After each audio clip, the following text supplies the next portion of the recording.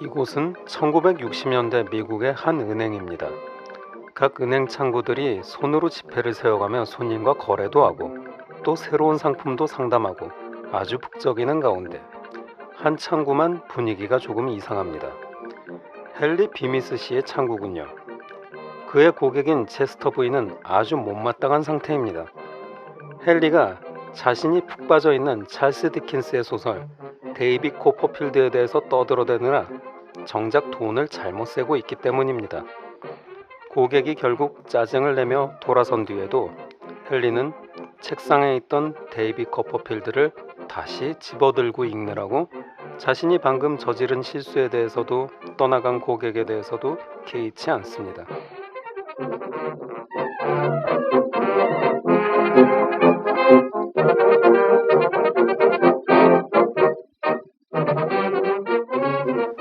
아마 독서를 하느라 상당히 나빠진 걸까요? 헨리의 눈에는 아주 거대한 돋보기 안경이 걸쳐져 있습니다.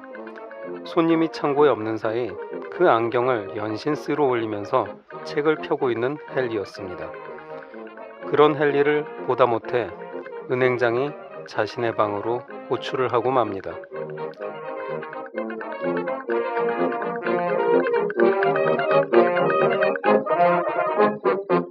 은행장은 헨리를 앞에 두고 장편의 설교를 합니다.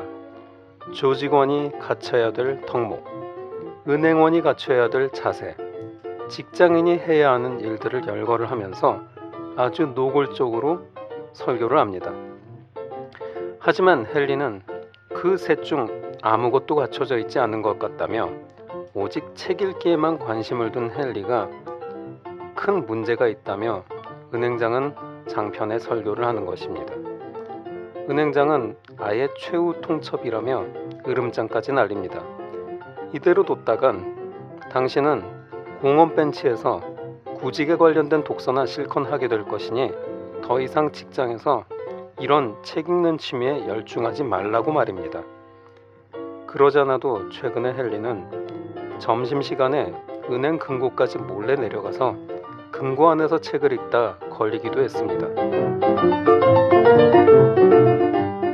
헨리는 은행장의 설교를 들으며 침울하게 돌아서다 자신이 직장에서 책을 읽지 않으면 집에서 닥쳐올 수 있는 위기에 대해서 토로를 합니다. 헨리에게는 헬렌이라는 아내가 있는데 독서하는 헨리를 너무나 싫어해서 집에서는 신문을 던지고 잡지도 읽으려면 어느새 헬렌이 모두 감춰버린 뒤라는 겁니다. 그런데 직장에서 책을 못 읽으면 집에서 책을 읽으려다가 이 두 부부 사이에 갈등이 더 심하게 일어날 텐데 그게 큰일이라고 걱정을 합니다. 그러자 은행장은 헨리의 아내를 칭찬하기까지 합니다. 쓸데없는 짓을 못하게 막아주는 고맙고 현명한 분이라고요. 눈치 보던 직장을 마치고 집에 귀가한 헨리에게는 새로운 눈치 보기가 이어집니다. 저녁을 먹고 슬그머니 거실 한켠으로 가 신문을 보다가 아내인 헬렌에게 걸려서 결국 갈굼을 당하고 헬렌이 정해놓은 저녁 사교 모임에 같이 가기 위해서 시간에 맞춰서 행동을 해야 되는데요. 모임에 가기 전 남은 짜투리 시간에 헨리는 소파에 감춰놓은 시집을 꺼냈다가 결국 그것마저 걸립니다. 그런데 웬일일까요? 헬렌이 웃음기를 머금은 얼굴로 시집을 한번 읽어달라고 합니다. 헨리의 덕질이 드디어 헬렌에게 이해를 받는 걸까요? 헨리는 너무나 기뻐서 시집을 펼쳐 읽어주려 하는데 이게 무슨 일일까요? 시집의 모든 페이지는 누군가 펜으로 알아볼 수 없게 줄을 긋고 낙서로 뭉개버려 아무것도 알아볼 수 없는 상태였습니다. 충격을 받은 헨리가 시집을 내밀며 항의하자 오히려 헬렌은 그 시집마저 거침없이 찢어서 바닥에 뿌립니다. 이런 쓸데없는 짓에서 헨리를 구하는 자신에게 오히려 감사를 해야 할 거라면서요.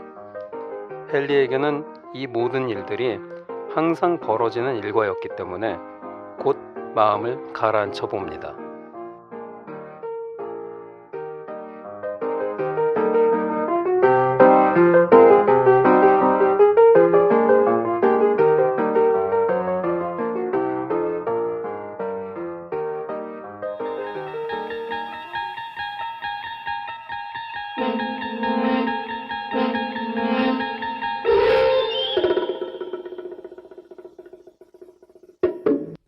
안녕하세요. 슬로우 뉴스에서 책상을 닦으면서 더 트와일라이트 라디오에서 환장 특급을 진행하는 노모뎀이라고 합니다. 안녕하세요. 오늘도 얹혀가는 무책임의 아이콘 미나리입니다. 안녕하세요. 뜬구름 잡는 팝 아티스트 리키입니다. 안녕하세요. 이 모든 계략의 주인공 제이크입니다. 반갑습니다, 여러분. 예, 반갑습니다. 반갑습니다. 또 일주일이 지났습니다, 여러분. 네. 엄청납니다. 와, 진짜 일주일에 한 번씩 이런 녹음을 하게 될 거라고는 상상을 못했습니다. 저야말로 상상을 못했습니다, 진짜. 뵐 때마다 노무뎀님께서 점점 피로한 모습으로 오고 계셔서 너무 마음이 아파요. 홍삼이라도 좀 드려야 될 것 같아요. 예, 맞아. 제가 진짜 일주일에 한 번씩 환장 특급을 타고 환장하고 있습니다.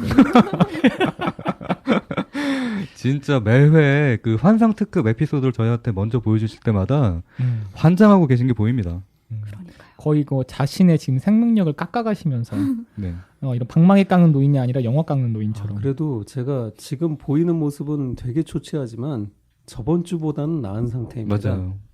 저번 주에는 제가 정말 제가 이 미국 TV 쇼에 그 자막제를 한 적이 없었는데요. 저번 주에 처음으로 하면서 정말 빠른 시간에 짧게 영어도 못하면서 사전 끼고 앉아서 열심히 했는데 와, 정말 자막 만드는 분들한테 다시 한번 제가 존경의 뜻을 비추고요. 이 방송을 아마 나중에 들으실 기회가 있는지 모르겠지만 이 환상특급 에피소드를 몇 개 아무도 알아주지 않는데 열심히 티스토리에다가 자막을 하시고 DC 인사이드의 미드겔에다가 자막을 해준 락스타라는 분이 계세요. 이분 정말 대단한 분인데 저는 이제 영문 자막을 보면서 했지만 락스타님이 만든 영문 자막을 보면서 또 번역을 했습니다. 락스타님 어떻게 좀 소송을 해서 네. 네, 저희 한번 좀 초대를 한번 해봤으면 좋겠어요. 일단 티스토리 방명록에다가 남기고 네. 주메일에다가 정중하게 네. 저희가 사실 이런 방송 하고 있는데 네. 에피소드 초반에 소개할 때 락스타님의 자막이 들어간 에피소드 굉장히 큰 도움이 되었고 네. 정말 잘 소개한 데 썼습니다. 네. 뭐라도 좀 드리고 싶네요 라고 말씀을 드려야겠군요. 그렇죠. 지금 방송 듣고 계신 분 중에 락스타님을 개인적으로 아시는 분이 있다면 저희에게 알려주시기 바랍니다. 갑자기 수많은 락스타를 막 사람들이 제가 아는 락스타는요. 예, 티스토리와 디시겔에서 락스타라는 닉네임으로 활동하는 분인데 참 남들 보지 않는 미드 옛날 것들을 되게 네. 자막을 하시더라고요. 진짜 위대한 분이죠. 네. 그분이 안 계셨으면 저희가 방송 못했을 것 같아요. 네, 네. 그랬을지도 모릅니다. 자, 일주일 동안 리키님 어떻게 지내셨나요? 저요? 환상적인 일주일이었던 것 같아요. 드디어. 일단은 저희 방송이 2위 했다는 게 미친 거다. 이런 생각을 하면서 네. 일도 엄청 바빴는데 그래도 나름 잘 마무리되고 있고 저는 정말 보람찬 일주일을 보냈습니다만 다른 분들은 어떠신지 또 궁금하네요. 지금 언급하셨으니까 여쭤보는데 제이크님, 네. 저희 방송이 팟빵의 문화 및 예술 카테고리에서 1위를 2위를 한 적이 있다고요? 네, 1일 2위를 했고요. 1위. 네, 다음 날은 5위를 했고요. 네. 이야. 네, 그러니까 지금 10위 안에 머무른 게 3일 동안 됐어요. 엄청나다. 네. 근데 몇몇 팟캐스트를 제외하고는 그렇게 시작한 다음에 이렇게 어쨌든 카테고리 안에서 그리고 저희가 또 200위 안에 들어갔었거든요. 와. 200위 안에서 이렇게 됐든 방송이 있을까 싶어요. 200위 안에 들어간 건 정말 대단하네요. 그쵸. 아무래도 거기 저희 팟빵 네. 뒷번호를 보시면 알겠지만 거의 10,000번이 넘잖아요, 저희가. 그러면 그만큼의 많은 팟캐스트가 있다는 거고 또 이미 팟캐스트 에피소드가 깔린 거를 생각을 하면 다른 이제 유명 방송들이 다 그 에피소드 순위를 다 차지하고 있거든요. 근데 저희 방송이 딱 3회죠. 그리고 올라간 방송 개수로는 9개, 그리고 11개가 올라갔어요. 프롤로그까지 따져서. 근데 그렇게 따지면은 굉장히 좀 놀라운 순위긴 하죠. 그러게요. 미나리님 생각에는 어떠세요? 저도 일주일 동안 가장 큰 이슈는 이 2위 한 거였던 것 같아요. 제가 오디오 진정제라는 네. 그것도 제이크님이 추천해 주셨어요. 네. 그거 되게 좋아하거든요. 뜨기 전에 추천했죠. 네, 너무 좋아했어요. 우리 팟캐스트 시작하기 전에 많이 들었는데 그 바로 아래 저희께 있는 거예요, 방송이. 어. 그래서 와 진짜 우리가 1위를 할 날도 머지 않았나? 근데 결국 와 2위나 했어 그러면서 막 놀라고 막 그런 가슴을 진정시키느라고 오디오 진정제를 들으셨거든요. 계속 1위 할 것 같습니다. 요즘에 네. 이상하게 잘 안 듣게 돼요. 다른 팟캐스트들을 이러면 안 되는데. 경쟁하는 느낌? 그러니까 저는 이제 되게 기뻤던 게 뭐냐면, 그러니까 저는 이제 그 방송을 처음 시작할 때 어느 정도 계획을 잡아놓은 게 있었어요. 우리가 순위가 요 정도 방송 올라가면 요 정도 순위가 될 것이다. 뭐 제가 이제 중간에 처음에 시작할 때 그 우스갯소리로 진짜 순위가 안 나오면 중국에 있는 공장에다가 의뢰를 해서 어뷰징을 하겠다라고 했는데, 제가 일부러 그거 올렸잖아요. 어느 네. 나라에서 듣는지 올려드렸는데 네네네. 중국이 없습니다.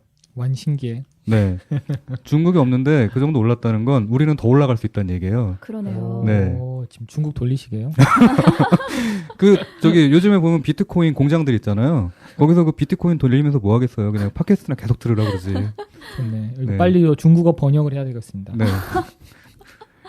그래서 저희는 우선은 2위가 될 수 있었던 건 또 저희 게스트분들이 또 멋진 분들이 많이 나오셨고, 또 그 게스트분들을 좋아하시는 또 다른 팬들이 계셨고, 그 다음에 저희 방송을 들으시면서 2부뿐만 아니라 1부도 굉장히 많이 조회수를 올려주셨어요. 조회수를 올려주셨다기보다는 그걸 좋아하셨겠죠. 그래서 저희 중심을 되게 잘 잡아주신 노모댐님한테 되게 감사드리고요. 별 말씀. 그 다음에 너무나 놀랍게 개장 폐업하고 새로 신장 개업을 한 네, 리킴님. 예. 네, 수상한 만물 상점이 생각외로 엄청나게 인기가 있었어요. 대체 어떻게 생각하셨길래? 정 변경이 성공했네요. 네. 그러니까 역시 이거 좀 피벗을 빨리 해야 돼. 빨리빨리 전환을 해야지, 안 그러면은 시대에 뒤처집니다. 너무나 좋았던 게 뭐냐면, 저희가 지난주에 했던 수상한 만물 상점에서 했던 주제 있잖아요. 마녀요. 마녀 편을 재밌게 들으셔서 다음 편은 도대체 뭐냐고 물어보시는 분들이 많더라고요. 와 진짜요? 네. 아니 만물상 다음 편 뭡니까? 이따가 3부에서 만나게 되겠지만 이따가 살짝 보여드리자면 초능력자가 이번에 팔 물건입니다. 벌써 마녀에 사람들이, 이어서. 예, 마녀에 채널을 이어서. 돌리는 소리가 들리고. 아니 왜요? 아닙니다. 채널 고정. 자, 여러분, 지금 듣고 계신 방송은요, 더 트와일라이트 라디오고요. 1부 환장 특급, 2부 무책임 상담소, 3부 수상한 만물 상점까지 채널 고정하시고 끝까지 들어주시기 바랍니다. 이 일부에서 나오는 그 헨리 비미스 씨가 이 덕질의 어떤 기본적인 요소를 다 갖고 있는 사람인데요. 그러니까 완전히 오타쿠죠. 오타쿠라고 할 수 있는데 이 서양에서는 이걸 이제 기기라고 해야 되나요? 그렇죠. 네. 예, 소설 문학 여하튼 문학 작품에 대해서는 이분이 활자 중독 증세를 보일 정도로 굉장히 파고드는데, 문제는 직장에서도 이제 환영을 받지 못하고 집에서도 환영을 받지 못하고 아주 그냥 덕후로서 가장 최악의 상황에 몰리고 있습니다. 여러분이 좋아하는 그 덕질을 하려고 그럴 때 주변에서 자꾸 그걸 못마땅하게 여기고, 그리고 또 못하게 할 때 어떤 생각들이 드세요? 그런 상황에 처하신 적이 있나요? 저부터 얘기를 할까요? 네, 저는 활자 중독증이 실제로 있습니다, 아직도. 그렇군요. 네, 그리고 대학교 2학년 때부터 졸업하고 나서 한 2년 정도, 그러니까 총 한 4년 정도 활자 중독 때문에 좀 고생을 했어요. 그러니까 이 영상을 보면은 막 제가 막 동감이 됐던 게 뭐냐면, 손 안에 읽을 것이 없으면 상품에 있는 매뉴얼을 읽거나 거기 들어가 있는 상품 그 내용을 읽는다는 얘기를 하잖아요. 네. 그거를 했어요. 진짜요? 네. 야 정말 이해가 안 된다. 그러니까 여자친구랑 놀 때 뭐를 했냐면, 그 뒤에 보면 성분표 있잖아요. 네. 그거 가지고 문제 내고 막 그랬어요. 야, 그러니까 너 이거 읽어? 그러고서 외워? 그러고서 여기서 빠진 것은 나트륨 몇 프로 막 이렇게 하면서 막 그것도 하고, 그러니까 여자친구 되게 싫어했죠, 그런 거. 그리고 손 내서 거의 책 안 놨던 것 같아요. 책, 신문, 잡지, 뭐 만화책부터 시작을 해가지고, 그 당시에 동네에, 지금은 이제 많이 없어졌는데 도서대여점이 있었잖아요. 도서대여점에 그 격파를 하러 다녔습니다. 어떻게 격파를 하셨나요? 그 보통 이제 도서대여점의 중점이 되는 건 만화책이잖아요. 그렇죠. 만화책이 이제 각 도서대여점마다 어디는 보유하고 있고 어디는 보유하지 않고 있고 이제 그런 게 되게 심했어요, 예전에는. 아, 그러다 보니까 우선은 딱 1차 격파 지역으로 저희 아파트 단지에 있는 데를 먼저 격파를 했어요. 거기 있는 만화책을 뭐 소년 만화부터 성인 만화 그거 다 읽고 나중에는 볼 게 없어서 순정 만화까지 다 읽고 그 다음에 그거 끝내자마자 뭐를 했냐면 거기에 소설책이 좀씩 있었거든요. 그거를 다 읽진 않았는데 제가 관심 가는 거 이제 책장 2개가 있었는데 거기 책장 2개 거 다 읽고 그 다음에 그 도서대여점에 매달 잡지가 한 12권 정도 들어왔거든요. 12권 다 읽고 그거를 계속 하니까 나중에 여기서 볼 게 없는 거예요. 그래서 원정을 다녔어요. 다른 아파트 단지로. 엄청나다. 네. 제이크님 필력의 비결인가요? 다독이? 지금은 저는 그걸 믿어요. 왜냐면 그게 그 당시에 읽었던 게 하나도 기억은 안 나요. 만화는 조금씩 이제 장면들이 기억나고 대사가 좀 기억에 남는 것들이 있으면 그걸 기억을 하는데 책 같은 경우에는 잘 기억이 안 나거든요. 근데 그 당시 그것만 했던 게 아니라 도서관에서 살기도 했었고 그 다음에 책도 많이 샀어요. 그래가지고 그거를 계속해서 읽었는데 그게 이제 쌓이고 해가지고 좀 무의식에 깔린 것 같아요.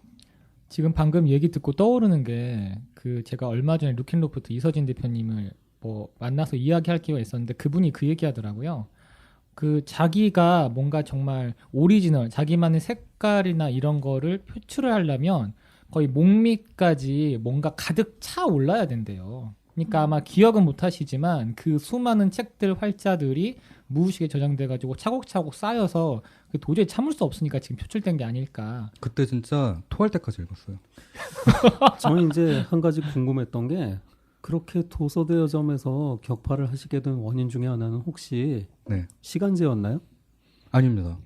아, 그럼 그게 가능했던 게 뭐냐면요. 예. 한 곳을 3분의 1 정도 격파를 하면요. 도서 대여점에 거기 사장님하고 친해져요.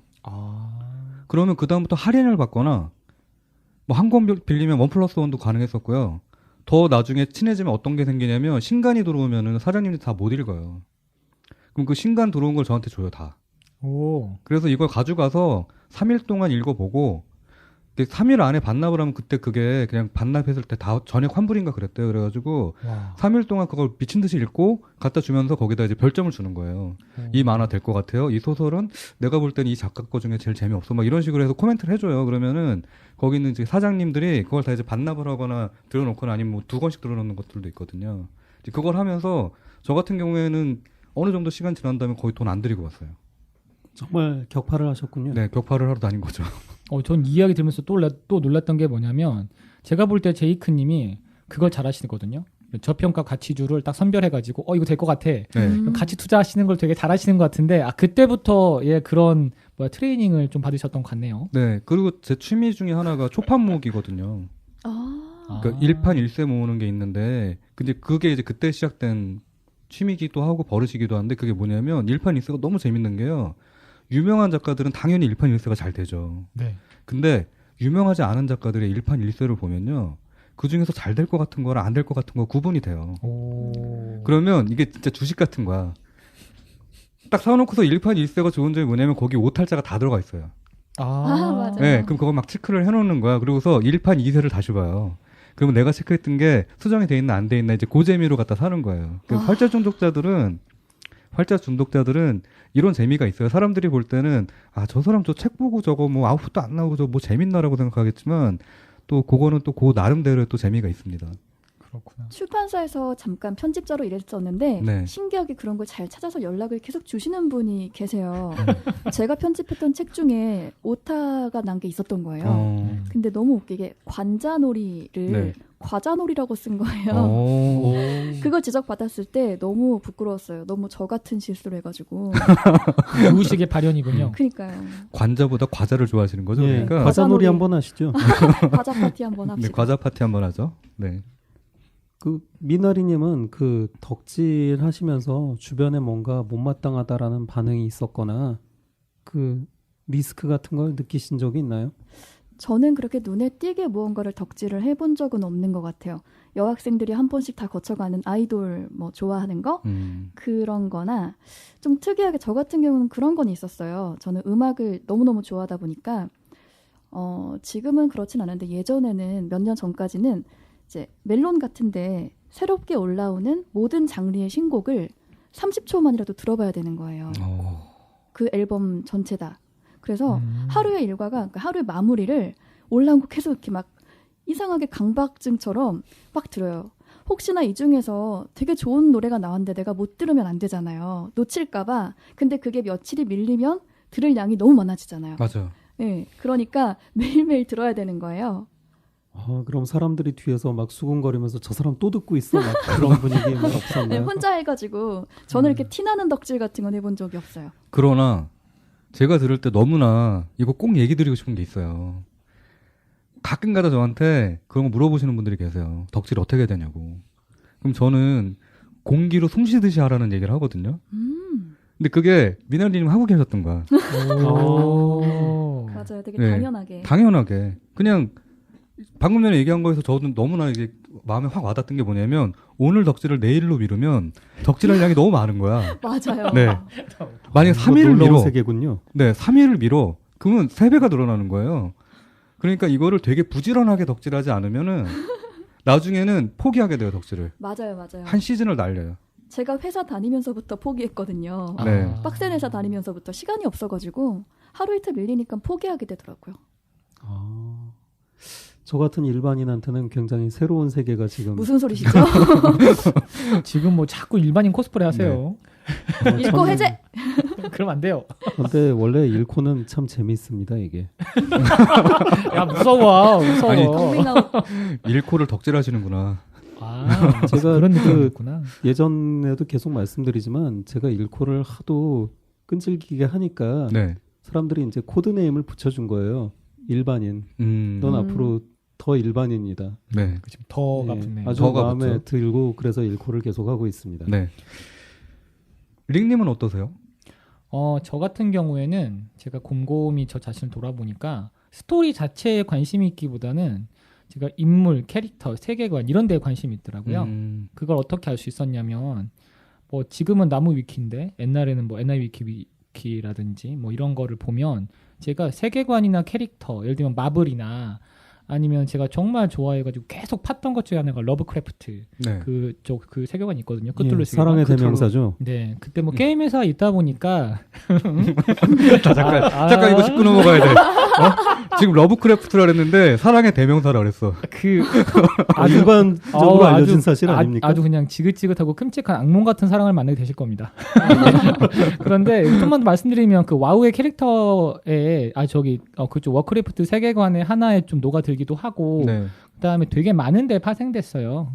데이곤이라든지 그리고 제가 볼 때는 에일리언도 그 중에 하나의 영향을 받지 않았을까 할 정도로 되게 이런 기괴한 옛날 고생물체 뭐 이런 얘기 그다음에 그 앞에서 아무것도 할 수 없는 무기력한 인간에 대한 어떤 그런 심리 묘사를 되게 잘 풀어놨는데 그쵸. 자, 이런 얘기를 할 정도면은 러브크래프트 그 소설을 많이 읽어봤겠다라고 생각하시는데 안 읽어봤어요. 아 진짜요? 제가 소설, 드라마 어떤 스토리에 대해서 관심이 없더라고요. 그게 왜 그런데 재밌는 건 뭐냐면 그 스토리를 둘러싸고 있는 인물과 세계관엔 아주 지대한 관심이 있는 거예요. 그래서 제가 내린 결론은 난 사람 덕후. 뭔가 그 캐릭터 스토리 자체에 대한 것보다는 인물과 그 인물들이 살아가는 세계에 관심이 많구나 라고 생각했던 거죠. 그래서 유명한 드라마나 이런 것도 안 본 게 꽤 돼요. 저 같은 경우에는 그 얘기하셨던 러브크래프트를 너무 좋아해가지고 그것도 대학교 2학년 때 나 그 활자 중독 때문에 났어요. 근데 찾게 된 계기가 러브크래프트만 찾은 게 아니라 원래 만난 거는 그 클라이브 바커라고 하는 또 이 괴 작가가 있어요. 근데 클라이브 바커의 미드나잇 미트 트레인이라고 하는 단편을 보면서 거기에 마지막 장면에 그 크툴루 세계관에 나오는 신이 나오거든요. 그 영화로 리메이크 되지 영화로 않았나요? 나왔어요. 맞아요. 네. 그 한밤중에 살인자가 열차를 통해 가지고 사람들을 사냥하는 내용인데 그 열차가 이제 그 뉴욕에 있는 지하로 들어가서 깊숙한 곳에 갔더니 거기에 그 우리가 몰랐던 미국에 원래 존재했었던 아주 오래된 고대 신, 고대 신이 인간을 먹는데 그 인간을 바치기 위해서 그 사람이 그 의식을 치르는 내용인데 이게 너무 재밌는 거예요. 네. 그래서 이게 도대체 뭐야? 그러면서 이렇게 계속해서 이제 그걸 찾아갔는데 나중에 보니까 이게 그 러브크래프트가 만들었던 그 크툴루 세계관에 기반이 돼 있더라고요. 맞아요. 진짜 재밌습니다. 이렇게 각자들 덕질했던 얘기들을 보다 보면은 보고 이제 듣다 보면은 참 신기한 게 야, 저렇게 파서 저기까지 이어질 수가 있구나. 지금 제이크님이 말씀하신 것도 클라이브 바커 쪽으로 이제 다가섰다가 결국 크툴루 신화 그리고 이제 러브크래프트의 어떤 광맥을 캐는 건데 여러분들도 다 그런 경험이 있으실 것 같아요. 미나리님만 해도 뭐 음악 들을 때 처음에는 전혀 예상치 못했던 음악으로 시작해서 거대한 음악의 줄기로 흘러간다든지 그런 경험이 있으실 것 같아요. 저 같은 경우는 전공으로 음악을 아주 어렸을 때부터 했어요. 처음에는 클래식을 많이 들었을 거예요. 그러다가 이제 전 장르로 확장되긴 했죠. 그래서 나중에 결국 직업으로까지 이어지기도 했어요. 이렇게 알 수 있는 게 뭐냐면 각자 자기가 좋아하는 분야나 그게 딱 있어요, 명확하게. 예를 들면 저는 스토리 쪽에서는 잘 몰라요. 근데 그 스토리를 둘러싸고 있는 그런 것들에 관심이 많고 예를 들면 어떤 분 같은 경우에는 사람 깊게 파는 거 막 이런 거라서 이제 아마 그게 쉽게 툭툭 나오지 않는 게 아닐까. 미나리님의 그 덕질 분야가 저는 궁금하기도 하더라고요. 나는 이걸로 덕질하고 있습니다라고 한다면 아까 잠깐 그 멜론 얘기도 하고 그러셨는데 이건 포기하지 않고 숨쉬고 있듯이 하고 있다 한다면 그게 뭘까요? 숨 쉬듯이 하는 것 중에 하나가 또 있어요. 오. 제가 리본을 정말 좋아하거든요. 오호. 리본 잘 매는 사람 이거 엄청난데. 저 진짜 부럽습니다. 운동화 끈이 맨날 풀려요. 갑자기. 네, 그래서 제가 가지고 다니는 모든 소품이나 아니면 이제 머리서부터 발끝까지 중에 하나 정도는 꼭 리본이 있어요. 근데 오늘은 이제 머리끈을 하려다가 그냥 너무 비도 오고 그래서 그냥 안 하고 왔는데 머리에 없고 옷에 없으면 구두에라도 리본이 하나씩 달려있고 그냥 그렇게 좋더라고요. 그래서 온 세상에 리본 달린 아이템 다 모으고 싶은데 경제적 여력이 안 받쳐줘서 못하고 있습니다. 나중에 리본 박물관 같은 거 만드실 수 있겠다. 일단 좋은 생각이네요. 부동산 재력이 되시면 나중에 방 하나 늘어났을 때 여기는 리본만의 방이다. 그래서 방에다가 리본 막 다 채우시고. 그런 거 해보고 싶네요. 제가 아는 분 중에 전통 매듭을 하시는 분이 계시거든요. 너의 이름에 나오는 그 매듭 있잖아요. 그걸 하시는 분이 계신데 나중에 시간이 되면 그분 연결드리겠습니다. 감사합니다. 네. 배워봐야겠어요. 네. 매듭. 예. 매듭을 잘 지으시네요. 리본은 잘 모르겠지만. 자, 그럼 우리가 헨리 비미스 씨의 이야기를 하다가 이렇게 덕질에 대한 이야기로 나왔는데요. 과연 지금 헨리한테는 직장에서도 책 읽지 말라 그러고 집에서도 이제 책으로 갈굼당하고 아주 공경에 처했는데 이 헨리의 이야기로 다시 한번 돌아가 보겠습니다.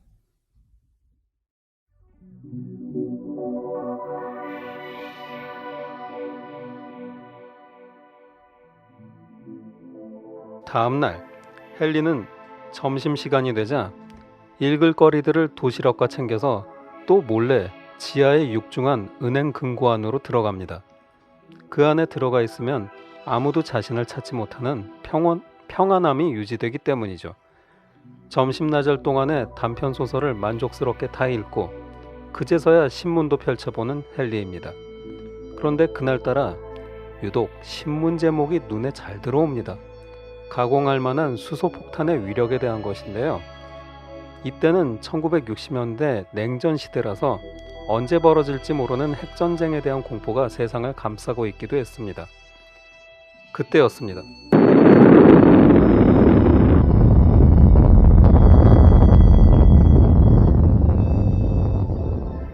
엄청난 지진과 정전이 일어나고 책이 날아가고 바닥에 시계가 깨지는 와중에 벽에 부딪혀서 헨리는 정신을 잃어버리고 맙니다. 얼마나 시간이 지났을까요? 헨리가 일어났을 때는 다시 세상이 조용했습니다. 원래 금고안이 그랬지만 금고문을 열고 나서도 세상이 참으로 조용한 것은 이상한 일이었죠. 완전히 부서진 계단을 보면서 헨리는 충격에 휩싸였습니다. 설마 정말 그런 일이 일어난 걸까요? 잔해로 변한 은행 건물을 빠져나오면서 허허 벌판이 되어 있는 세상을 보자 헨리는 그제서야 신문에서 읽었던 그 일이 일어나고 말았다는 것을 알아차렸습니다. 거대한 전쟁이 순식간에 일어나서 모두를 사라지게 만든 것이죠.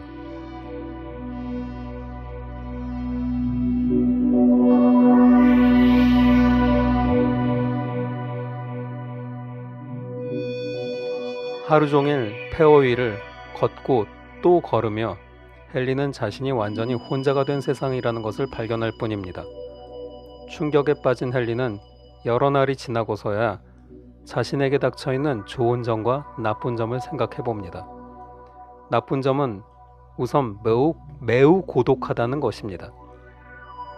좋은 점은 혼자서 살아가기에는 음식이 차고 넘치고 담배도 마음대로 필 수 있고 어디서나 잘 수 있다는 것이죠.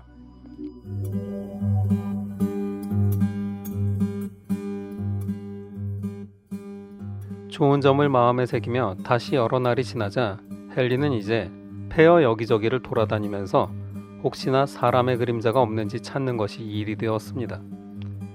아무도 듣는 사람이 없다는 것을 마음 한켠으로는 알면서도 누구 없냐고 여기저기 외쳐보는 헨리였습니다. 그러다 어떤 건물 아래에서 권총을 발견하자 헨리는 그 권총을 손에 쥐고 이제 고민을 합니다. 자신이 아주 고독하다는 것, 아무것도 할 게 없다는 것, 그것이 얼마나 사람을 절망으로 빠뜨리는지에 대해서요.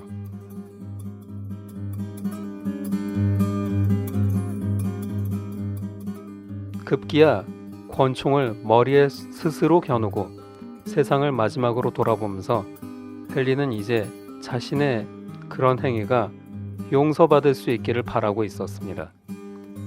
이제 마지막이 될 세상을 돌아볼 때 그때 헨리의 눈에 기적같이 들어오는 글자가 있었습니다. 그것은 쓰러진 공공도서관의 기둥이었습니다.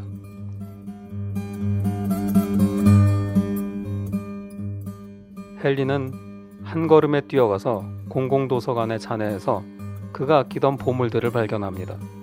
버나드 쇼, 셰익스피어, 브라우니, 셀리, 키츠, 디킨즈, 시집, 희곡, 소설 등의 수많은 문학 작품들이 그 돌무더기 아래에 있었습니다.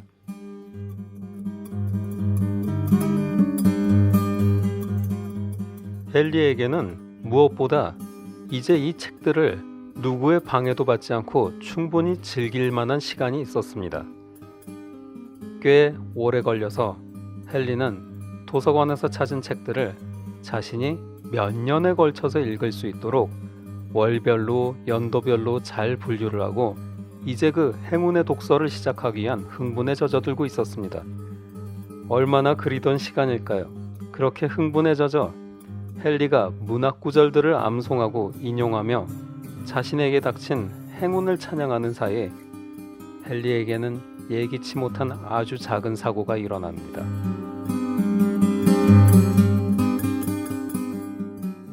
그의 얼굴에 걸쳐져 있던 돋보기 안경이 그만 아래로 떨어져 안경알이 박살나버린 것입니다. 알이 떨어져 나간 안경을 주워 올리면서 그제서야 헨리는 이 사소하지만 거대한 재난이 자신을 덮쳤다는 것에 너무나 절망을 하고 맙니다. 이제 시간은 충분하고 좋아하던 책들이 천지에 깔려 있지만 정작 그걸 볼 수는 없게 되었습니다. 헨리에게 진정한 세상의 종말이자 지옥이 온 것입니다.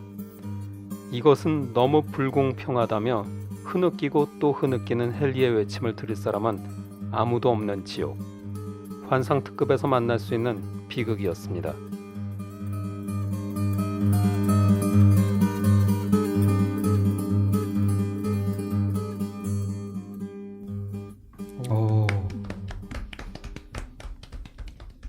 결국 이게 이야기의 전반부에서는 오덕후의 그 어떤 갈등과 그 핍박으로 네. 시작해서 그 다음 이야기에서는 세상에 종말이 오고 말았는데 네. 어떻게 행복하게 지내려고 그러다가 이게 잘 안 되네요 또. 그렇죠.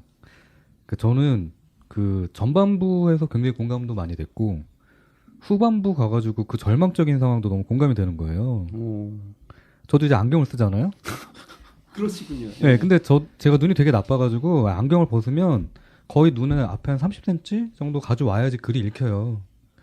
그러니까 여기 나오는 헨리 씨는 저보다 눈이 더 나쁘거든요. 게다가 돋보기란 말이죠. 그러니까 그 안경알이 깨졌을 때 그 참담함이란 제가 탄식을 진짜 막 이럴 정도로 그렇게 좀 많이 마음이 아프게 느껴지더라고요. 되게 아이러니한 상황이죠. 그렇죠. 안경이라는 게 이상과 현실을 이어주는 매개체 역할인 것 같아요. 네. 오. 만약에 저 같은 경우라면 그런 거겠죠? 음악을 듣고 싶어서 CD들이 쫙 쌓여 있는데 그걸 플레이할 수 있는 오디오가 없다. 이런 느낌일까요? 그런 상황들이 조금씩 있을 수 있겠네요. 네. 정말. 뭐 저 같은 경우에는 진짜 읽고 싶었던 만화책이 있는 데 갔는데 다 외국어로 돼 있다. 근데 그럼 그림이라도 보고 하긴 저것도 그렇네요. 또 그림 보면서 만족할 수 있어. 네, 그러다가 네. 이제 시간이 굉장히 오래 지나면 그 언어를 모두 이해하게 되고 그렇죠. 네. 아무를 다 풀이하고 만 것이. 초능력자가 되고. 초능력자가 되고. 지금 이게 저기 세상이 파괴된 이후를 다루는 아포칼립스라고 하잖아요. 그렇죠. 좀 이거에 대한 얘기를 좀 듣고 싶기도 하네요. 자, 이 에피소드에서 아포칼립스가 사실은 본격적으로 다뤄진 거나 마찬가지인데 그렇죠. 여기서 아포칼립스 이야기를 잠깐이라도 좀 꺼내보고 싶어지더라고요. 네. 제이크님 볼 때는 아포칼립스 장르물에 대해서 어떻게 생각하십니까? 그 이제 아포칼립스라고 하는 게 이제 멸망을 얘기하잖아요. 네. 네, 계시록 요한계시록에 나와 있는 그 멸망, 종말을 얘기를 하는데 뭐 우리가 이미 봤던 영화 중에 매드맥스 같은 경우에는 종말 이유를 다루잖아요. 그래서 그 장르 자체를 포스트 아포칼립스라고 하는 장르로 규정을 짓는데 이게 요한묵시록에 나와 있는 용어에 기반이 되고 있어요. 그래서 아포칼롭시스라고 하는 게 덮개를 걷다라고 하는 그 뜻이긴 한데 그 덮개를 걷는다라고 하는 것이 이제 바로 그 요한묵시록에 나와 있었던 내용이고요. 또 그 계시록에 나타난 내용에 따르면은 최후의 전쟁이 있잖아요. 거대한 선과 거대한 악과 아마게돈이라고. 네, 아마게돈이라고 하죠. 그 아마게돈 이후의 세계를 다루는 게 이제 그 포스트 아포칼립스 세계관인데 거기에서 파생된 장르에 포함된 애니메이션과 영화와 이 문학들이 굉장히 많잖아요. 그래서 이런 종말 같은 경우에는 저는 뭐 이쪽 그 환장 특급에서 다루기에는 너무 광범위하고 크고 네. 나중에 수상한 만물 상점에 좀 종말을 들여놓으실 생각 없으십니까? 주문합시다. 주문. 네, 오늘 좀 주문을 넣죠. 예, 좋습니다. 일단 저 주문 수락하고 네. 한번 상품 준비해 보겠습니다. 나중에. 네. 이분이 또 안 된다고 하면 또 안 되는 거예요. 이게 제가 세계 멸망이라고 얘기할 수도 있는데 네. 이쪽에도 상당히 관심이 많아요. 이 자세히 보면 북유럽 로키시나도 그렇고 전 세계 공통적으로 이 끝 엔딩, 그러니까 이 세계 멸망, 아포칼립스라고 하는 것이 그 개념이 다 있는 것 같아요. 그것도 좀 신기하죠. 얼핏 생각하면 이 세상이 계속 쭉 이어질 거다라고 생각할 수도 있는데 그렇게 바라보는 문화권이 많이 없는 것 같아요. 그게 제가 볼 때는 그 성경에도 나와 있긴 하지만 대부분 알파와 오메가를 얘기를 하거든요. 그래서 아까 그 최후의 남자 그 얘기를 하실 때 그거랑 비슷한 제목이 있어요. 오메가맨이라고. 오메가맨? 네. 그 오메가맨도 마찬가지로 그 포스트 아포칼립스 세계관. 네. 사실은 오메가맨이 그 나는 전설이다 그 원작을 토대로 만든 영화 중에서 맞습니다. 두 번째인가 세 번째 네. 영화일 거예요. 그래서 그 알파와 오메가라는 게 있기 때문에 사람들이 알파는 창세기, 태초의 시작을 얘기를 하고 오메가는 종말을 얘기를 하거든요. 그러니까 영어로 따지면은 A하고 Z예요. G라고 하는. 그렇기 때문에 이게 어떻게 보면은 창세기에 관련된 뭔가 이 문학이나 이런 콘텐츠들이 있으면은 종말에 관련된 것도 계속해서 충분히 나오고 있는 거예요. 최근 사실 한국에서는 소셜미디어 특히 트위터 쪽에서 한 2, 3년 전부터 유행을 하는 어떤 트렌드가 있어요. 세상 다 멸망했으면 좋겠다. 멸망했으면. 네, 내일 출근하기가 싫어서라든지 뭐 내일 뭐 발표할 거 있는데 망해버려라 뭐 이런 이야기들이 계속 그 어떤 트렌드화가 되더라고요. 리킴님은 뭐 그러신 적 없었어요? 저요? 네. 저거는 신기하게 없는 것 같아요. 제가 없는데 아니 왜 굳이 세상이 멸망을 해야 될까? 근데 왜 제가 그 지금 방금 질문 주셨으니까 곰곰이 생각해 보면 저는 어떤 생각 가지고 있냐면 한 사람이 곧 하나의 세계다. 그러니까 이 세계는 한 개가 아니다. 내가 죽으면 세상 끝나는 거지 뭐. 약간 이런 게 있어요. 내가 죽으면 세상 끝이다. 좀 더 본질적으로 얘기하면 내가 죽었을 때 저는 굳이 죽은 다음에 그 어떤 의식이 남아있을 거라고 생각하는 사람이 아니기 때문에 내가 죽어서 세상이 끝나던 세상이 끝나서 내가 끝나던 큰 차이가 없다고 생각하는 사람이라. 어쩐지 제가 리킴님 옆으로 언제나 좀 빨려 들어가는 느낌이 있어요. 네. 왜냐하면 이분 중심으로 세상이 돌아가고 있기 때문에. 아 뭐야 이거. 블랙홀. 네. 어떠세요 민나리님은? 저는 지구 멸망했으면 좋겠다라는 생각 많이 했어요. 오. 그게 리키님이랑 차이라면 나에게 주어진 어떤 책임 같은 게 있잖아요. 네. 그리고 그거를 내가 하기 싫을 때 지구 멸망했으면 좋겠다라고 생각하잖아요. 그게 왜 나만 죽으면 되는 게 왜 안 되냐 하면 맞아. 나 말고 다른 사람이 그거 책임져야 돼요. 그게 예를 들어 나한테 빚이 있으면 내 가족한테 갈 테고 내가 해결하지 못한 과제가 있다면 그것을 뭐 회사 사람이 해야 되는 뭐 그런 것들 있잖아요. 이렇게 너무 착하다. 이어지는 예, 그게 싫어서 아예 그냥 멸망했으면 좋겠다. 너무 착해서 세상을 멸망시키는 저 왜 분이군요. 이렇게 착하죠? 그 제가 볼 때는 보살이 맞아요. 그래서 불교에서 보살들이 갑자기 세상을 멸망시키고. 그쵸. 예. 그러고 나서 미륵 보살이 네. 나와야 네. 세상이 구원이 되죠. 네.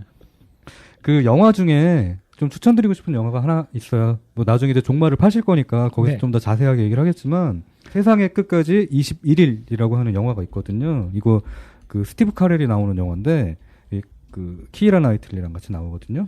이 영화 잘 모르는데 사람들이 되게 재밌어요. 오. 그러니까 어느 날 세상이 멸망할 게 21일밖에 안 남았다는 게 뉴스로 나와요. 그래서 사람들이 이 종말의 날에 이 종말이 이거밖에 남지 않았다는 걸 모두 알게 돼서 사람들이 어떻게 하는지에 대해서 거기에 그 되게 많은 사람들이 어떤 선택을 하는지에 대해서 막 나와요. 근데 여기 보면은 너무 웃기는 장면이 하나가 있어. 주인공이 할 게 없으니까 회사를 출근을 해요. 정말 21일밖에 안 남았다고 하는데 출근했는데 너무 웃기는 건 뭐냐면 거기 청소부가 나와서 청소를 하고 있어. 주인공이 물어봐요. 아니 멸망이 며칠 남지 않았는데 여기서 왜 이러고 있냐고. 내가 할 일이 이거밖에 없다고. 그런 장면들이 나오는데 한번 여러분들이 종말에 관련해가지고 뭔가 좀 고민을 하신다든가 네, 그거에 관련되는 영화를 찾으신다면 뭐 월드 이즈 엔드라든가 아까 얘기 드렸던 그 오메가맨 네, 그다음에 나는 전설이다가 이제 오메가맨이었는데 그런 영화 되게 좀 비관적이잖아요.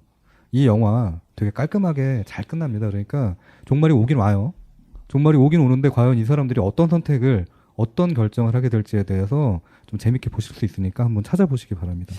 이런 얘기들 만물상에서 다룰 때 진짜 재밌게 한번 해볼 수 있지 않을까 해서 기대가 되네요. 그러면 뭐 다음에 그 물건 한번 제가 잘 들여다 보도록 하겠습니다.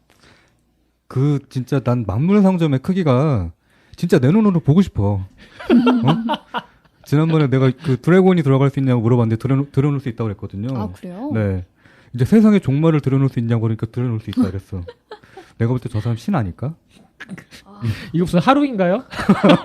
아까 보니까 신한테 좀 개기는 것 같긴 한데. 네. 만약에 여러분들은 세상에 종말이 왔어요. 근데 나만 살아남았어. 근데 신이 당신한테 얘기를 하는 거예요. 일주일에 다시 복구는 될 거야. 세상이요. 네, 세상에 다시 복구할 거야. 걱정하지 마. 나 잠깐 실수했어.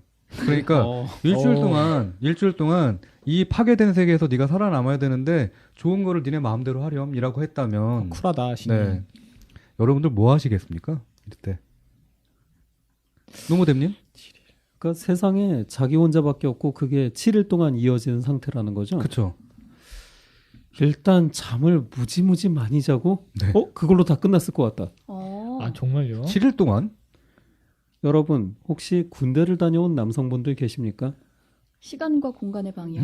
네, 7일 동안 잠을 잘 수 있다는 말에 아마 그럴 수 있다라고 그럴 수 고개를 있습니다. 끄덕이는 네. 분들이 계실 겁니다. 지금 많이 지치신 거 아닌가요? 사실은 제가 어젯밤에 잠을 잘 못 자서 안 돼. 휴식이 필요하신 것 같아요. 휴식이 네. 필요해. 네. 자, 그렇다면 리키님은요? 저 근데 이게 너무 시간이 짧아요. 7일이면. 그래요? 네. 일단 뭐 그러긴 하는데 네. 그걸 감안하고 한다고 하면 저도 일단 잠을 잘 것 같고요. 잠 되게 좋아하니까. 근데 뭐 잠 자고 남은 6일 정도는 그 세계를 돌아다녀 볼 것 같은데요. 그 황량한 세계를. 네, 얼마나 재밌어요. 탐험하고 또 나만이 없는. 응? 리킴님 설마 그 네. 신이 그렇게 주기로 했다라고 할 때 네. 굉장히 그 앞에서 건방지게 너무 짧은데요? 막 이렇게 튕기지는 않으실 거죠? 이거 좀 튕길 것 같은데. 너무 괜찮아요, 짧아요. 이거. 한 달은 주셔야지. 막 이런 거. 응? 너를 위해 한 달을 늘려주겠다 그런다면. 와 좋다. 네. 그래도 세계를 탐험할 것 같습니다. 얼마나 재밌어요. 생각해 보세요. 저기 이런 에버랜드예요. 근데 저밖에 없어. 그렇죠? 얼마나 네. 재밌어요. 그리고 저기 이런 명동 한복판이야. 음. 그런데 저밖에 없어. 뭔가 짜릿하지 않습니까? 이건 시설이 온전할 때 이야기 아닙니까? 시설이 온전하지 않다고 하더라도. 음. 전 기본적으로 탐험가 기질이 좀 있는 것 같습니다. 그렇게 본다면 오늘 모자 보니까 좀 탐험 하시는 분 같아요. 모자는 똑같은데 점점 이야기 주제에 따라 다 달라? 미나리님은 어떠세요? 저도 잘 모르겠어요. 저도 잘 것 같아요. 일단 자고 아니면 남는 시간에 그 완벽한 고독에 대한 그때 감정에 대한 글을 써놓을 것 같아요. 그때밖에 못 느껴보는 것들? 기록할 수 있는 게 사실 다른 매체가 뭐 카메라든가 그런 게 있으면 영상으로 남겨놓고 싶지만 그게 온전하지 않다고 하면 뭔가 이제 글을 써서 나중에 그걸 출판을 하려고요. 그 제목은 뭐라고 해야 될까요? 지구 멸망. 뭐 이런 느낌? 지구 멸망의 날에. 온전한 고독. 뭔가 멸망의 날에 닥치는 온전한 고독. 뭐 네, 이런 7일간의 스킬이 고독? 되겠네요. 네. 왜 그때 저희가 처음에 저 방송 초창기 때 서로 감명 깊게 읽었던 책이 뭐예요? 라고 했을 때 그 미나리님 대답이 아직도 잊혀지지 않습니다. 뭐죠? 그때 뭐라고 하셨냐면 어떤 작가의 저기 인간 맞아요. 실격이었는데 다자이 오사무였죠. 네, 뭔가 되게 그런 삐를 좋아하시는군요. 저 그렇게 우울한 사람은 아닌데. 네. 네. 어떠세요, 제이크님? 뭐 하시겠어요? 저는 하루하루 나눠가지고 살 것 같아요. 어떻게? 7일이잖아요. 네. 그러니까 하루하루 다른 삶을 살 것 같아요. 어떻게요? 하루는 잠을 푹 자겠죠, 저도. 네. 어쨌든 체력을 보충해야 되니까. 둘째 날은 저도 똑같이 명동이나 도시를 갈 것 같아요. 그리고 야구방망이를 하나 가져가가지고 아직 부서지지 않은 곳을 열심히 부실 것 같아요. 아까 그 생각했는데. 네.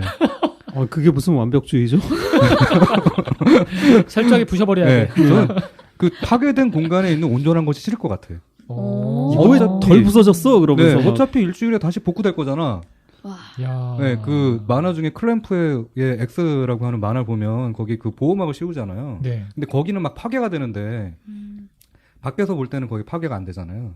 근데 이게 종말의 날에는 얘네들이 파괴된 공간들이 다시 파괴되잖아요. 그러니까 그런 것처럼 제가 볼 때는 거꾸로잖아요, 상황 자체가 지금. 내가 파괴를 해도 신이 일주일에는 다시 복구를 해준대. 그러면 저는 하루 정도는 열심히 멀쩡한 것들을 부시고 다닐 것 같아요. 진짜요? 네. 예, 그리고요. 그리고 3일째 고속도로를 달릴 겁니다. 오. 온전한 차를 제일 그 중에서 멋진 차를 하나 남겨놓고, 네. 일단 저는 매드맥스가 되는군요. 그쵸. 오. 고속도로를 열심히 달릴 것 같아요. 안 막히고 그다음에 속도 제한 없잖아요. 주유소에 주인 없잖아. 야, 어? 멋있다. 그러니까 열심히 미친 듯이 달려가지고 부산까지 갈 것 같아요. 부산까지 가. 부산행이군요, 결국. 네. 3일째잖아요. 네. 4일째가 되면은 저는 그냥 바다에서 하루 종일 바다만 볼 것 같아요. 그러니까 저는 바닷가에 갈 때마다 되게 싫은 게 있어요. 사람이 있는 게 싫어요. 그러니까 거기에 갈매기도 있고 뭐 여러 가지가 있는데 제가 이제 할아버지가 예전에 배를 하셔가지고 바닷가에 대한 추억이 되게 큰 게 많거든요. 기억에 남는 것들이. 근데 저한테 가장 강렬하게 남은 건 뭐냐면 그 물고기를 모두 잡고 모두 다 이제 그 어부들이 퇴근을 한 거죠. 집으로 갔을 때 혼자서 몰래 바닷가에 간 거예요. 원래 어린이들 가지 말라 그랬었는데 바닷가에 사람들이 없는 바닷가고 갈매기하고 그 노을밖에 없는데 그게 너무나 좋았어요. 분명히 세상이 파괴되어서 갈매기도 없겠죠. 네. 근데 그래도 그냥 그 적막하고 고요한 바다에서 물은 찰랑거릴 거 아니에요. 그 소리를 듣고 노을 보는 게 너무 멋있을 것 같아. 네. 제이크님 왠지 막 세상이 LCL로 돼도 참 좋아 그러면서 네, 뭐 그럴 겁니다. 에반게리온처럼 네. 그렇게 앉아 계실 것 같군요. 그럴 것 같습니다. 그리고 5일째가 되면은 그 소고기를 찾으러 다닐 것 같아. 소고기요? 네. 소? 네, 소고기. 네.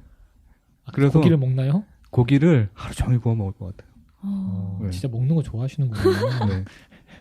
그리고 6일째가 되면은 다시 서울로 올라오면서 되게 파괴되기 직전에 뭐가 있을 것 같아요.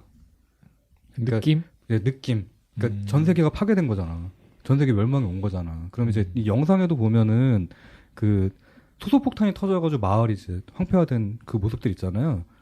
그거를 다 사진으로 남길 것 같아요. 아, 역시. 디지털이 아니라 필름으로 남길 것 같아요. 그럼 대망의 마지막 날에는 뭘 하실 겁니까? 대망의 마지막 날에는 하루 종일 신한테 욕할 것 같아. 아. 결국 그렇게 되는군요. 그럼 저는 그 다음에 벌어질 일을 압니다. 미안해. 7일이라 그랬는데 좀 더 늘리기로 했어. 아, 그래요? 지금 7년이야? 그럼 다시 리플레이 처음부터 다 부시고 차 타고 부산 가고 그거 계속 욕만 반복. 안 했어도. 네. 되게 아. 구체적이시다. 네. 근데 모든 서사가 그런 식이더라고요. 아, 이거 이동안에 이래도 돼? 라고 했는데 그 이동안에라는 그 전제가 갑자기 깨지면서 새로운 갈등이 닥쳐오는 거죠. 네. 그러면서 뭐 2편이 시작되겠죠. 다시 7일. 네. 아까 전에 바닷가에 혼자 있는 거 말씀하셨잖아요. 저는 중학교 때 잠깐 꿈이 우주비행사였어요.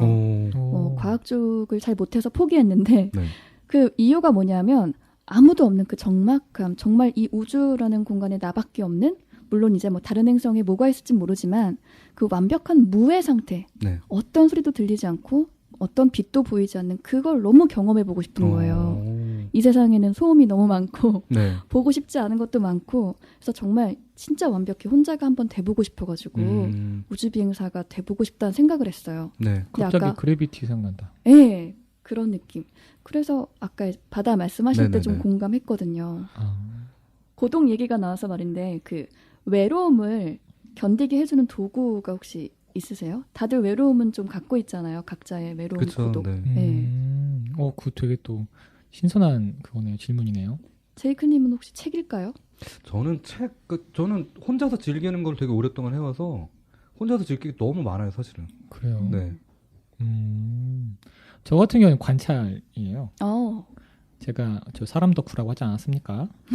근데 이제 그게 한 인물 그 개개인에 대한 것도 재밌는데 저 도시라든지 그리고 여하튼 사람들이 이제 서로 이렇게 이야기하고 어울리고 보는 거를, 그러니까 서로 어울리고 하는 거를 뒤에서 지켜보는 게 너무 좋고 재밌더라고요. 그래서 제가 새로운 어디 공간을 가거나 이러면 한동안 저기 뭐 구석에 이렇게 저기 뭐 짱 박혀서 봐요. 노무댐님은 외로움을 잘 안 느끼실 것 같아요. 굉장히 많이 느끼죠, 사실은. 예, 그런데 티를 잘 내지 못하는 것 같습니다. 그때 뭐 하세요? 외로움 느낄 때? 일단 책을 읽고 역시 활짝. 예. 덕질을 해야죠. 네. 외로움에는 덕질이 최고입니다. 그러고 보면 이번 에피소드의 주제, 여기 소재로 책이 나온 건 정말 대단한 것 같아요. 그래요? 외로움을 견디게 해주는 가장 어떤 보편적인 일반적인 도구가 책이 많이 나오는 것 같아요.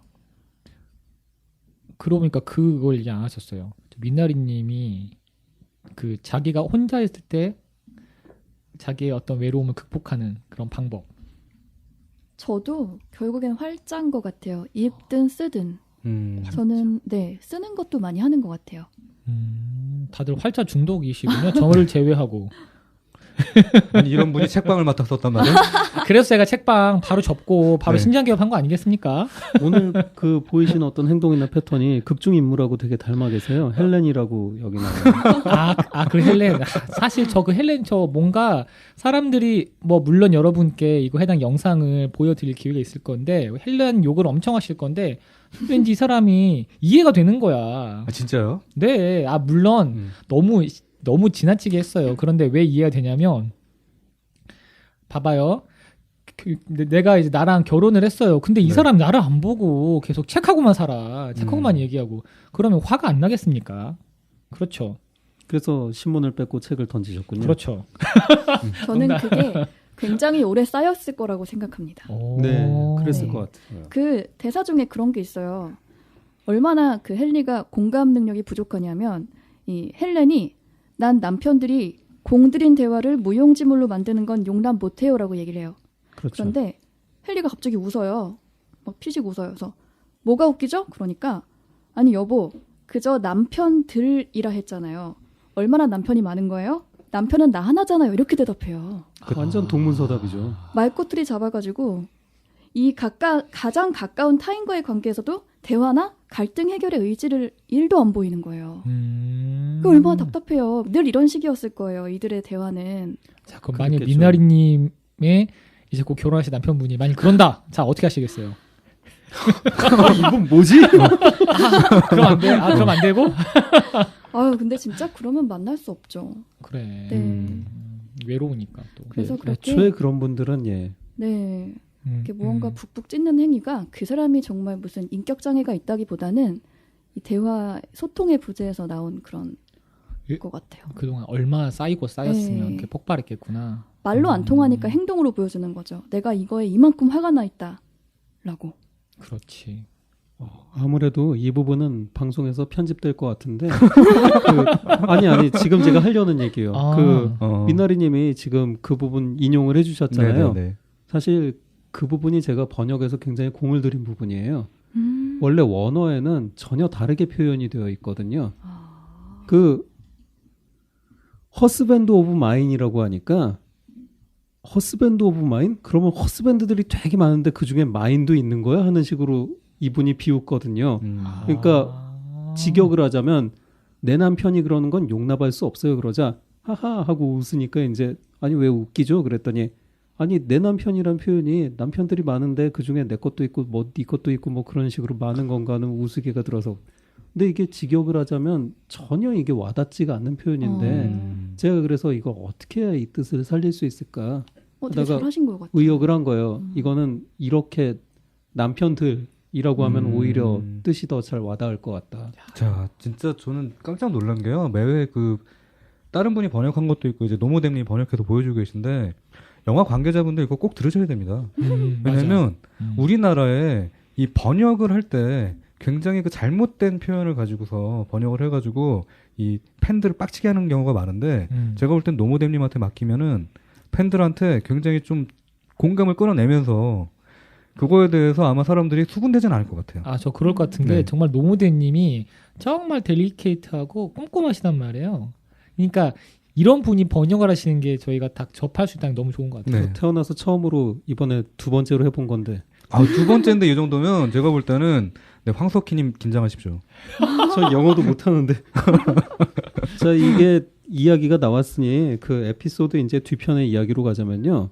제가 이 에피소드를 꼽으면서 굉장히 놀랬던 거는 이 Time Enough and Rest라는 이 에피소드가 정말 환상특급에서 엄청나게 많은 사랑을 받는 에피소드예요. 근데 제가 이 트와일라이트 존 환상특급을 이제 소개하면서 초반에 말씀드렸지만 미국의 영상 문화나 이 기묘한 이야기로 이제 전해져 오는 이런 장르라고 해야 되죠. 이 환상특급 장르의 어떤 발동과 영향을 알면은 사람들이 옛날부터 뭘 좋아했고 지금 뭘 좋아하는지 사람들끼리 통할 수 있는 어떤 코드의 세계가 열리고 그러므로 몇십 년 동안 만들어진 그 헐리우드 영상 문화 그리고 헐리우드 영상 문화에 영향을 받은 다른 나라 영상 문화를 이해할 수 있는 어떤 열쇠가 되거든요.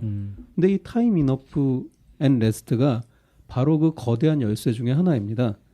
이게 얼마나 많이 인용이 되었냐면은 지금 뭐 만화책, 영화, 뭐 게임 이런 것들은 뒤로 하고라도 TV 시리즈에서 모던 패밀리 그리고 레볼루션, 심즈, 파워퍼프 걸스 그리고 그 퓨처라마, 패밀리 가이 이 타임 이너프 앤 레스트가 패러디되거나 인용되지 않는 TV 시리즈를 찾기가 어려울 정도로 굉장히 많이 나와요. 그리고 여러분이 아마 MBC에서 방영을 하실 때 보신 분도 있었겠지만 이 환상특급의 극장판 1983년에 이제 스티븐 스필버그와 조 단테가 만들었던 이 80년대 환상특급 TV 시리즈 이전에 나왔던 극장판에 보면은 이 극 중에서 나오는 댄 아크로이드가 환상특급 자기 어렸을 때 난 7살 때 봤다 그러면서 이런 이야기를 해요. 그때부터 안경은 꼭 두 벌을 챙겨갖고 다녀야 된다는 그런 교훈을 얻었다. 근데 이게 이 에피소드를 알지 않고는 이해할 수가 없는 대사인 거죠. 저 같은 경우에 평소에도 안경 2벌 챙겨 다니거든요. 진짜요? 그렇군요. 네, 뭔가 DNA가 있었나? 거기서 얻은 교훈이 거기까지 돌아간 게 아닐까. 그러니까요. 그래서 이 타임 이너프 앤 레스트는 이 에피소드 자체만으로는 이거 그렇게 재미없는 것 같은데라고 하더라도 이 이야기를 알면은 적어도 영미 문화권에서 환상특급을 알고 그 영향을 받은 사람들과 이야기할 수 있는 어떤 코드가 맞게 됩니다. 그리고 사실 그 어떻게 보면 이제 청취자들이 이제 이 영상을 볼 때 약간 밋밋하다고 생각할 수도 있어요. 왜냐면 지금은 너무나 이제 그 CG부터 시작해서 이런 뭐 표현 방법이라든가 상황 설정이라든가 이게 막 극적인 게 많아서 이걸 보고서는 아이 뭐야 막 그 정도 생각하실 수도 있어요. 왜냐면 그냥 이 사람은 그 은행에 뭐라 그러죠? 그 안에? 금고. 네, 은행의 금고에 들어가서 그냥 책을 읽다가 잠깐 졸았을 뿐이고 그 다음에 갑자기 그냥 좀 흔들리는 장면이 나왔더니 세상이 멸망해 있는 장면으로 그렇게 나와서 별거 아닌 것 같은데 이야기를 꺼낼 수 있는 게 굉장히 많아요. 여기서. 그렇죠. 네, 초반에는 뭐 이제 그 덕질에 관련된 요즘으로 따지면 덕질에 관련돼 있는 얘기, 그다음에 활자 중독에 관련된 얘기가 나오지만 후반에 가서 이 멸망한 세계라고 하는 이 코드는 나중에 엄청나게 파생도 많이 되고 또 혼자 남았다라고 하는 이 그 그렇죠. 메타포라고 해야 되나요? 메타포는 아니죠, 직접적인 예, 네 나오니까 비유가 아니라 아주 구체적인 네, 상황이죠. 세상에 혼자 남았다라고 하는 이제 구체적인 비유 자체가 사실은 나중에 이제 아포칼립스 장르에서 굉장히 많이 이렇게 인용이 되고 반복이 되고 또 그런 이제 황량한 모습, 혼자 남은 사람이 과연 무엇을 할 것인가 그거에 대해서 굉장히 많은 얘기를 하게 되거든요. 그걸 봤을 때는 제가 볼 때는 외국 사람들이 당시에 봤을 때 그 마지막 그 안경 깨지는 장면에서 잠깐 피식할 수도 있고 아이고 저거 어떻게 할 수도 있어. 그러니까 어떻게 하지라고 이제 좀 고민도 했겠지만 종말이었을 때 도대체 뭐 할까라고 하는 우리가 방금 전에 했었던 아까 전에 그 대화를 나눴던 그 생각을 좀 많이 했었을 것 같아요. 지금 전 이 에피소드를 보고 떠오르는 콘텐츠가 저 나는 전설이다였어요. 딱. 네. 그 사람도 혼자 남고 무언가를 하잖아요. 네, 엄청 긴 시간 동안 혼자 있죠. 그렇죠. 네. 그래서 이거를 처음에 본 사람들이 방금 말씀하신 것처럼 제이크님 말씀하신 것처럼 나는 혼자 남으면 뭐 할까를 구체적으로 상상할 수 있는 계기를 던져주지 않았을까 이 생각도 합니다. 사실은 그 나는 전설이다 이야기 꺼내신 게 되게 적절한 게 나는 전설이다와 이 에피소드는 모종의 관계가 있습니다. 오. 왜냐하면 리처드 매드슨이 나는 전설이다를 쓴 다음에 그 영향을 받아서 로드 설링이 이야기를 아주 획기적으로 구상을 했던 게 여러분한테 처음으로 선보였던 웨어 이즈 에브리바디. 근데 그 웨어 이즈 에브리바디의 장면을 보면은요. 그 극중 조종사가 그 서점 같은 데 지나갈 때 거기 책 하나가 되게 여러 개가 꽂혀 있어요. 맞아요. 근데 그 책 제목이 레스트맨 온 얼스라고 지구상에 남은 최후의 한 사람.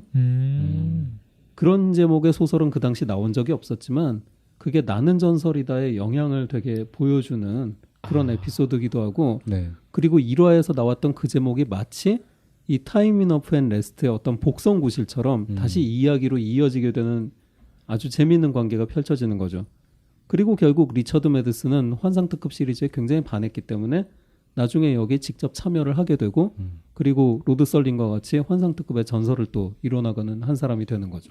진짜 전설이 되는 거죠. 나는 네. 전설이다가 됐죠.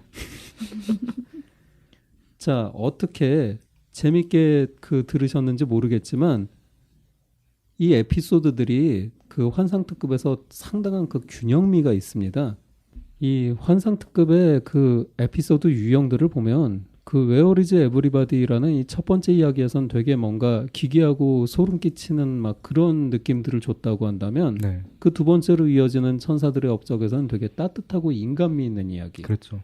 그리고 이제 저희가 세 번째로 꼽았던 그 걸어가 볼 수 있는 거리를 보면 이제 타임 뭐라 그러죠 이걸? 타임 슬립. 타임 슬립 현상으로 이제 보여주는 어떤 굉장히 아련한 느낌의 이야기로 사람들을 회고에 적게 만들고 그리고 이 네 번째로 선보인 이야기는 되게 풍부하게 그 여러 가지 요소들이 다 결합이 된 그런 유형이라고 할 수 있는데 이런 것들이 모여서 이게 바로 환상특급의 세계다 라고 말할 수 있는 어떤 세계관이자 장르가 구축되었다고 봐야죠. 정확히 얘기하면 그 거를 지금 그렇게 큐레이션해서 보여주고 계신 겁니다. 노무대님이. 네, 그 여러분들이 이렇게 잘 큐레이션을 도와주셔서 어떻게 재미있게 보여드리려고 했는데 어떠셨는지 모르겠습니다. 너무 좋아요. 이번 환장 특급 네 번째에서 다뤘던 타임 이너프 앤 레스트는 그 이전에 보여드렸던 대로 저희 더 트와일라이트 페이스북 공개 페이지에 또 영상으로 공개될 예정이고요. 오. 언제나 저희가 영상은 한 주 뒤에 네. 되기 때문에 이번에 올라갈 영상은 아마 이 방송 들어갔을 때는 이제 보고 계시겠지만 걸어가 볼 수 있는 거리 영상이 아마 공개되어 있을 것 같고요. 네, 맞습니다. 예. 다음 에피소드 선정으로는 또 저희가 뭘 해야 될지 네. 행복한 고민을 할 정도로 환상특급에 소개해드리고 싶은 에피소드가 굉장히 많은데 언제나 말씀드리지만 이보다는 조금 더 재미있고 네. 더 흥미로운 시간으로 다시 환장특급 찾아뵙겠습니다. 자, 그러면 이어지는 2부에서는 위나리님의 무책임 상담소인데 이번에 되게 특별한 게스트 오신다고 제가 들었어요. 네, 매화 초특급 초호화 게스트와 함께하는 이부 무책임 상담소에서는 이번 주에는 사진작가 로타님을 모시고 얘기를 해볼까 합니다. 과연 어떤 고민을 하고 계신지 네. 함께 들어보시죠. 벌써 기대가 되네요. 자, 그럼 지금까지 환장특급 일부 들어주신 분들한테 깊은 감사드리고요. 다시 2부에서 무책임 상담소 미나리 소장님과 함께 여러분들 찾아뵙겠습니다. 감사합니다. 네, 지금 곧 뵙겠습니다.